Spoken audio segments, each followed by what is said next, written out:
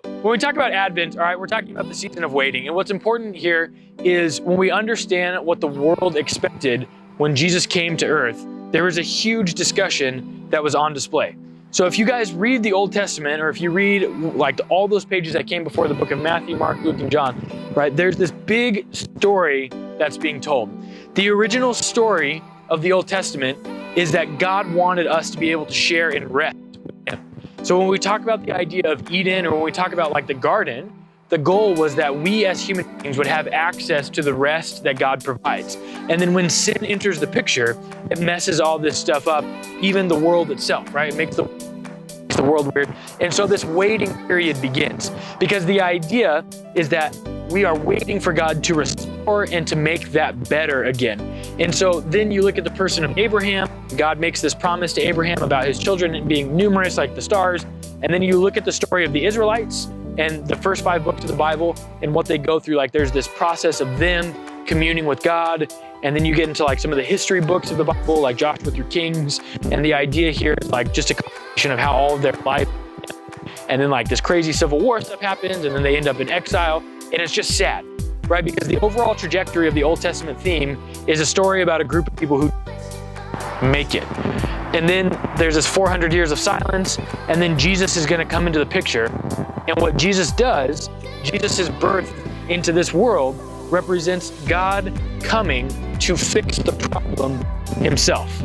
It's God's intentional choice to enter into our world and face the problem of sin head on, so that way you and I can eventually have that full rest like we see in the end of the book of Revelation. So what's neat is the Bible is a story that starts in a garden in the book of Genesis, and then you go all the way to Revelation, 66 books later, and it's a story that ends in a garden, right?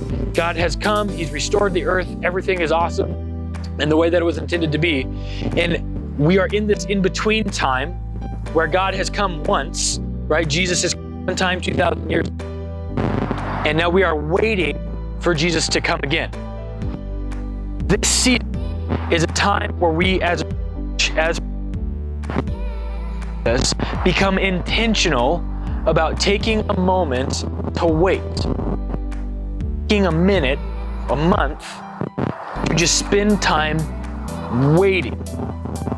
Living that out, being eager in anticipation, right? And there's a guy who writes the book of Romans, his name is Paul, and it's about this experience, right? Like all of the earth waits for God. And he describes it as like the earth is like a woman who's in labor pain. And I love that picture, not because it's like a pretty picture at all, but because of like how accurate it is. Like when my wife was giving birth to our daughter, it was this huge waiting game. We had to wait for like 30 hours or however long it took this little bundle of perfection to arrive into the world. So that's what it's like as followers of God. Because you know, when you say yes to Jesus, that there are things in your life that change, right? You don't have to feel by yourself anymore. You don't have to walk through life alone. You don't have to deal with the difficulties of it all on your own. But there are still things that are messed up, right? We still get sad. We still get hurt. People are still mean to us. We still have to deal with problems, right? So we know that the presence of Jesus here on earth in this moment, but it's not yet fully intended promise what that eternal with Christ is going to look like. So before I go on, does that make any sense, or are there any questions?